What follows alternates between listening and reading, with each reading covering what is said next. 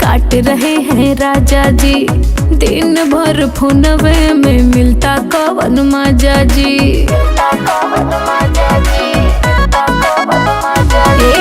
कर रही हूँ कॉल काहे काट रहे हैं राजा जी। दिन भर फोनवे में मिलता कवन मजा जी। हमरा से प्यार है कि फोनवे से बोला, हमरा से प्यार है कि फोनवे से बोला। सच बताइए।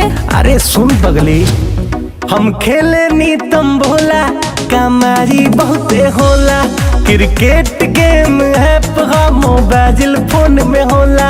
हम खेले नी तुम भोला, कमारी बहुते होला। क्रिकेट गेम है मोबाइल फोन में होला। का बुझलू?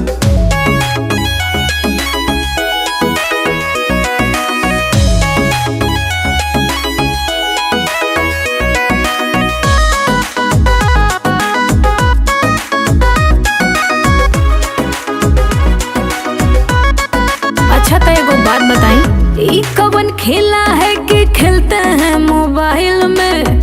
पैसा भी मिलता है और रहते हैं स्टाइल में।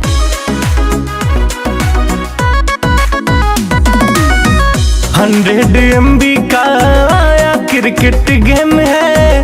खेले में इजी है क्रिकेट, तुम बोला नेम है।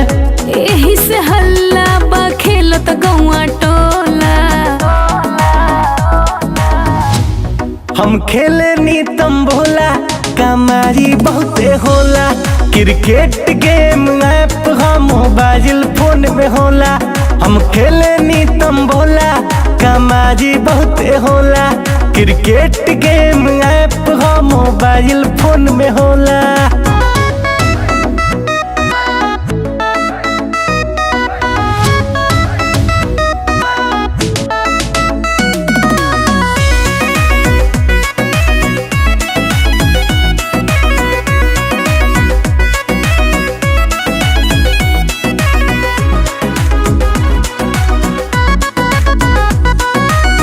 क्रिकेट तुम बोला जानू हमको भी सिखाइए, कैसे मोबाइल में डलाएगा बताइए।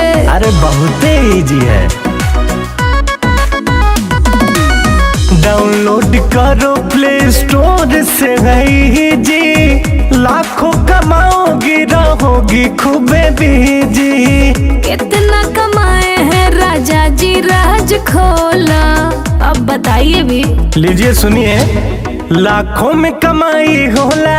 हम खेले नी तुम बोला, cricket game app mobile phone में होला। हम खेले नी तुम भोला, कमाई बहुते होला। Cricket game app mobile phone में होला।